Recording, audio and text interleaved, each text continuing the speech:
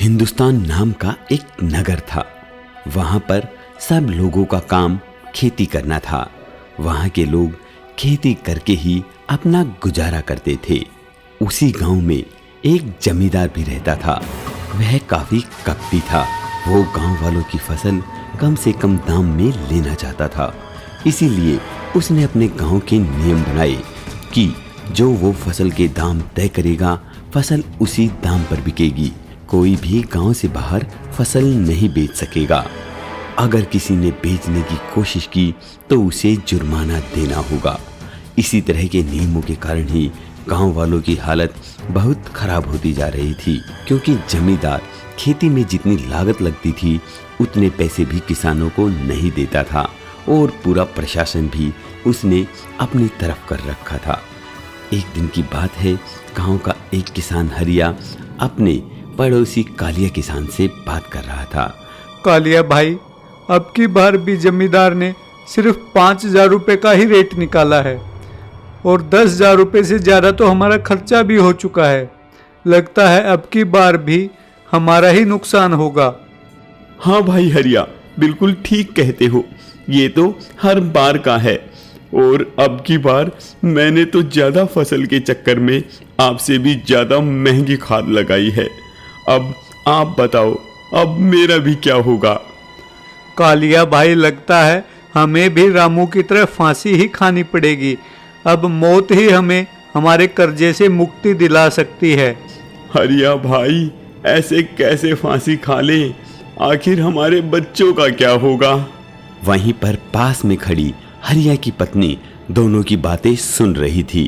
तभी हरिया की पत्नी ने कहा, अगर आपको इतना नुकसान हो रहा है तो आप खेती करते ही क्यों हैं? अरे भगवान, अगर हम खेती नहीं करेंगे तो भला खाएंगे क्या? वही तो मैं कह रही हूँ कि अगर हम उगाएंगे ही नहीं तो सब खाएंगे क्या?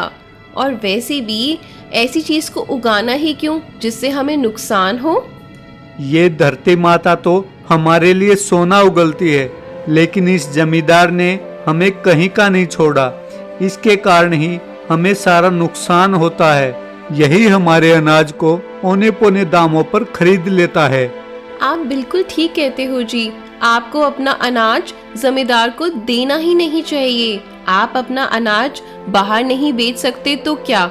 ऐसा करें, आप इसको बेचना ही बंद कर दें। कैसी बातें करती हो भगवान? भला इतने अनाज का हम करेंगे क्या?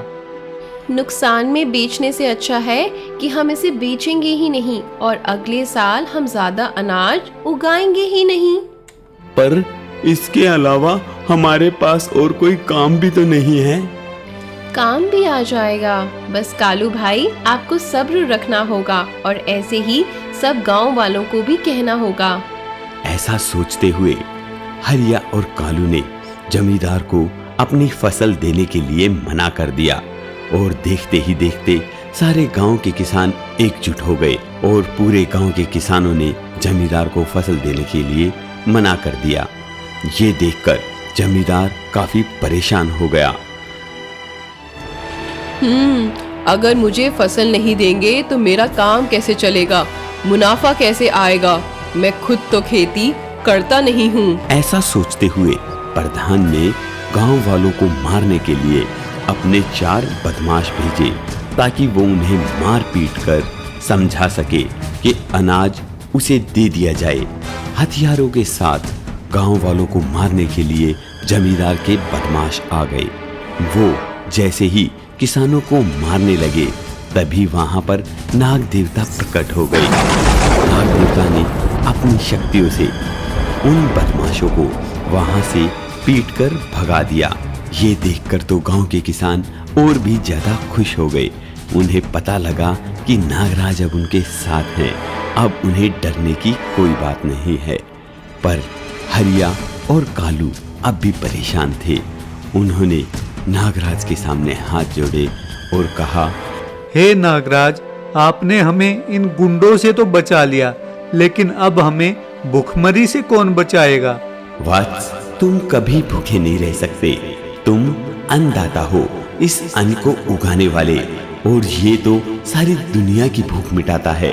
भला तुम कैसे भूखे रहोगे?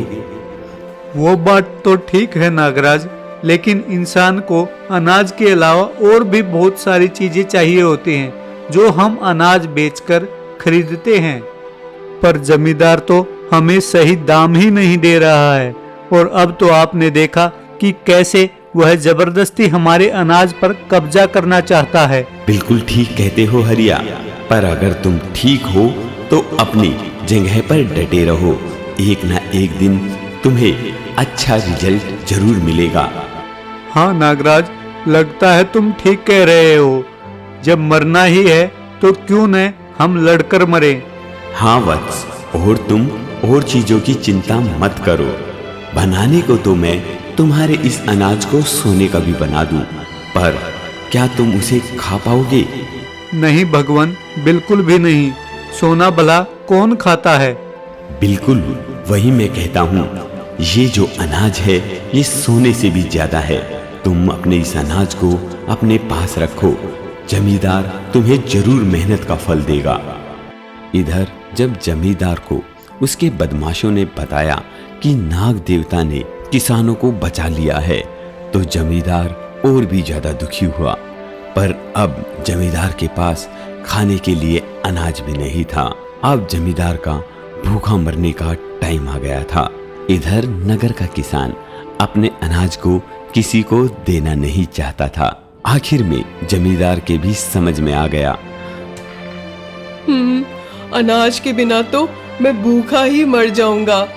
क्या फायदा इस धन दौलत का, इस प्रॉपर्टी का, जब खाने के लिए मेरे पास अनाज ही नहीं है। हे नाग देवता, आप तो सबके देवता हैं। जैसे आपने किसानों की मदद की, वैसे मुझे भी बताएं, आखिरकार क्या करूं? तभी वहां पर एक तेज रोशनी के साथ नागराज प्रकट होते हैं। हे वत्स, तुम किसानों को उनकी मेहनत का फल दो। तुम किसानों को लूटने की मत सोचो।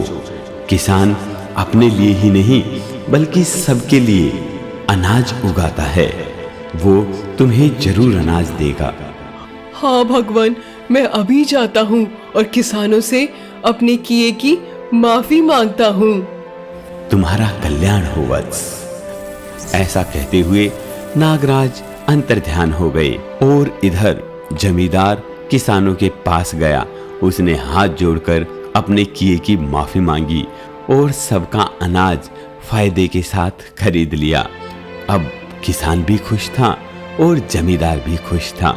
अब किसान खूब मेहनत करके ज्यादा से ज्यादा और अच्छे से अच्छा अनाज उगाता था, तो उधर जमींदार भी उनकी कीमतों को उनके अनाज के हिसाब से बढ़ा चढ़ा कर देता था।